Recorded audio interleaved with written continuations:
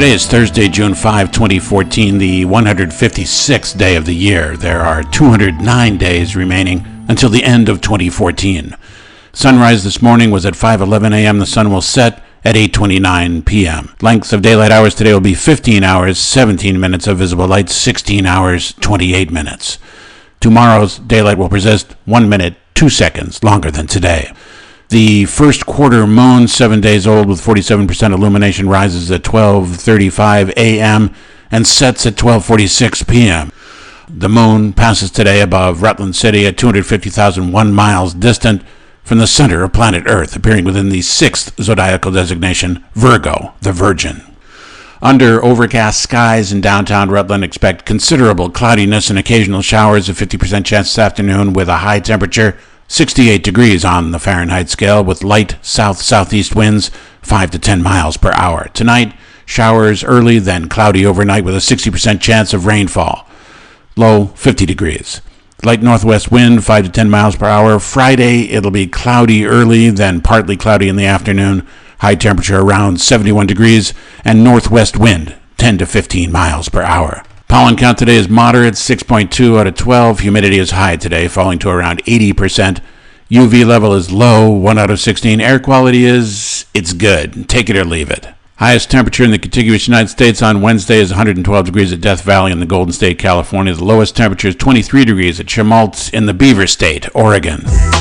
Born this day, Federico Garcia Lorca, Spanish poet, playwright, director. Garcia Lorca wrote, "To burn with desire and keep quiet about it is the greatest punishment we can bring on ourselves." In 1941, Spalding Gray, American actor and screenwriter, Spalding Gray was an autobiographical monologist. He wrote and performed Swimming to Cambodia and Monster in a Box. He said, "I understood once I held a baby in my arms why some people have the need to keep having them. When a man is denied the right to live the life he believes in, he has no choice but to become an outlaw."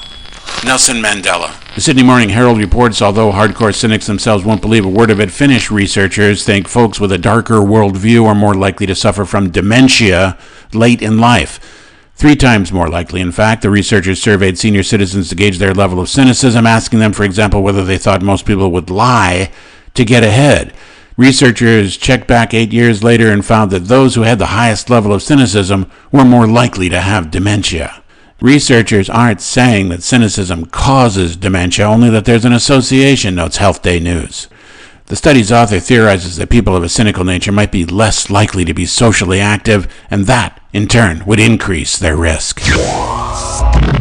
Newser.com reports scientists are saying that dogs might have driven all those woolly mammoths that used to hang out around here to the bone pile. Specifically, dogs that learned to hunt with humans, reports Science magazine. The idea stems from the research of sites around the world known as mammoth cemeteries because of the huge number of bones unearthed. But just how did they come to be?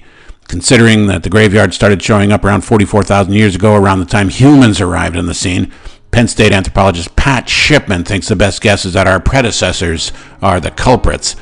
These early hunters probably killed the mammoths year after year at the same spots on migratory routes, and Shipman thinks they got help from the earliest of domesticated dogs, reports the Siberian Times.